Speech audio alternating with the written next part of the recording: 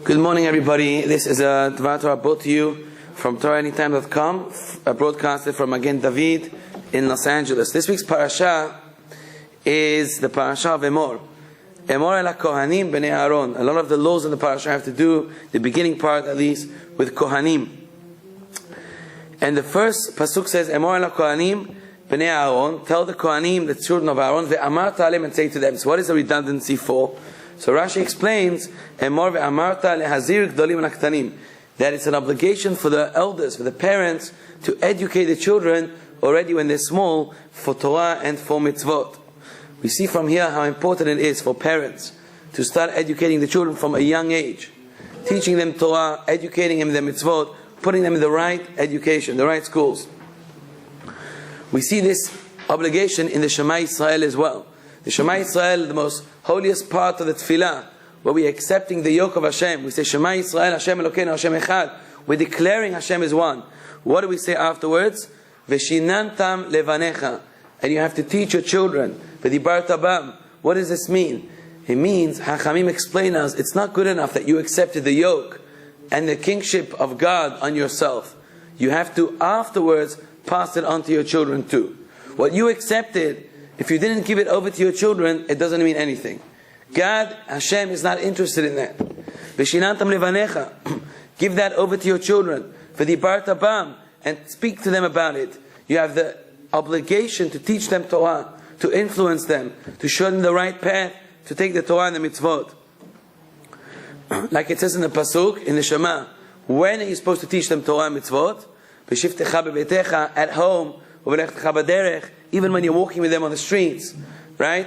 U'v'shoch becha v'komecha, when at night, in the morning, day, 24 hours a day, a parent has an obligation to show his children the right way, derech eretz, right? The right midot tovot, the good characteristic traits that he needs to have, good ways a person needs to go to, mitzvot, Torah, and so on. It says Rashi something very scary. Ve'im lo asa ken, if you didn't do so, says Rashi, harehu ke'ilu kovro. It's like, God forbid, bar minan, you're burying your child alive.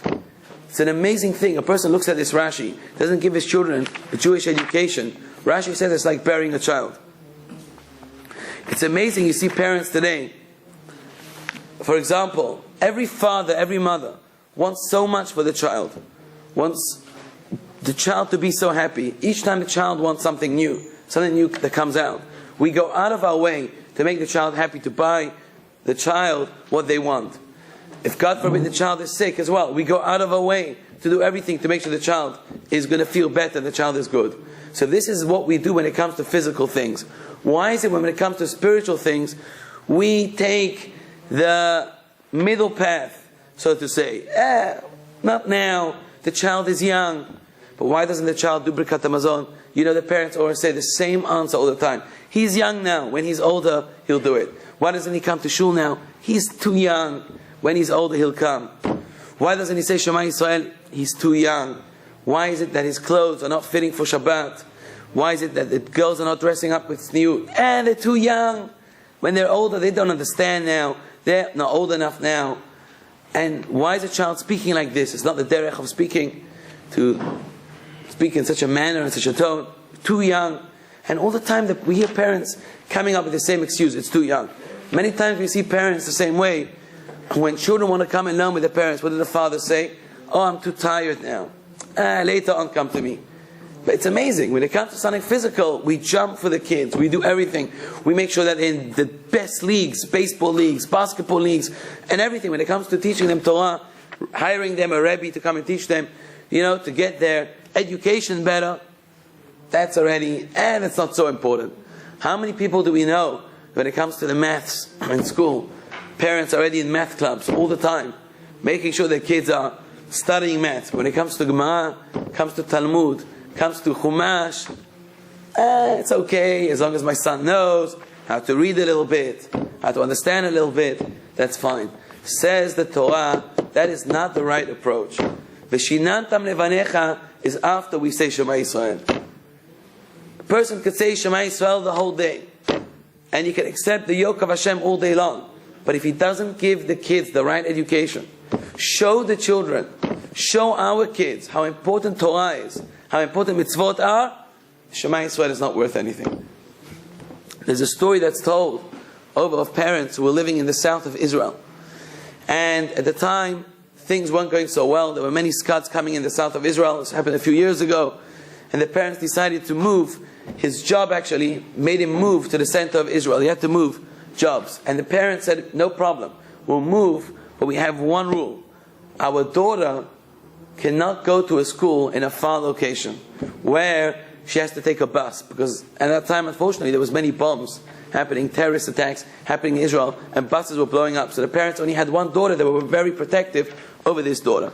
They go to a place called Ramat Gan in the center of Israel, and the school that they wanted to put their daughter was a very far distance. They had to take a bus. And the parents said, I'm sorry, that's no good. So they found a school closer, but that school was a religious school. And the parents were very secular. But they said, look, the daughter's only young, our daughter is small. Who cares? Put our daughter in a religious school. We'll tell our daughter that these things are not so important in life. So the daughter comes home every day and tells the parents, what did you learn? And she says, I learned about Shabbat. The parents say, yeah, but we don't keep Shabbat. What did you learn today? Sarah. She says, today we learned about you have to make a blessing before we eat on food. Yes, but don't worry, it's not our custom. We don't do that. After a few months, on the Erev Shabbat, the Shabbat Eve, the daughter comes home and says to her parents, Mommy, Ima, I learned today that we have to light Shabbat candles. And the mother says, yes, Sarah, I told you, that's only the fanatics, they do these things. We don't do all these things. Everything they teach you in the school about religion, we don't do it at home. Okay? The girl was very upset. She learned how important it is for a lady and a girl to light the Sabbath candles. So she goes downstairs, she goes to the store, to the makolet, and it was just about to close. And she says, can I have Shabbat candles for home? And the owner of the makolet knows this family is a very secular, they don't like Shabbat candles. So he thought in his mind that she must be asking for memorial candles that you light when your father and mother passes away, when somebody passes away. So he gives her 2 memorial candles to take home. Okay, she goes home, she thinks these are Shabbat candles, and she cannot light them in the living room. So she goes to her bedroom, and she locks herself up in the bedroom. The father comes home Friday night and says, where's Sarah? So the mother says, I don't know, she's in her bedroom, maybe she's playing. They knock in her bedroom door, Sarah's bedroom door, and they open up the door, and they're shocked to see 2 memorial candles lit in the door, in her room. So the father screams, Sarah, what are you doing? What is this? And with a nice, sweet toned voice, she says, Abba and Mommy, these are for you. One is for you, Abba, and one is for you, Mommy. And the father looked at Sarah and started to cry with tears. And the parents looked at each other crying. And they said, what do you mean? What is this? This is a memorial. What are you doing? He said, what do you mean? These are my Shabbat candles. Mommy didn't let me light Shabbat candles, so these are my Shabbat candles. And the father and mother took the message of saying, and the little girl saying to them, Abba, you're dead. This is one for you. And Mommy, you're dead. This is a candle for you too. This shocked them so much that slowly but surely, they let the child do what she liked to do, continue to do what she was taught in the school, and gradually they all repented and did teshuvah, and it became shomer Torah mitzvot. The parents suddenly started to keep Shabbat, started to light Shabbat candles, and the story goes as told that the parents used to buy Shabbat candles for the whole building. We see, ladies and gentlemen, how important it is. Don't give our kids wrong messages. We put our kids into Jewish school. What message are you giving them when they come home? It has to be the same. The message has to be the same. They can't learn something in a Jewish school and come home and you teach them something else. So everything's important. Secular studies are important and Jewish studies are important too. But let's make them at least equal. Let's show our children, we know that maths is important. Let's show them that Jewish education is important too. Remember, we say the Shema Yisrael every day. But remember, it's only important if we teach this education to our kids too. Have a great week.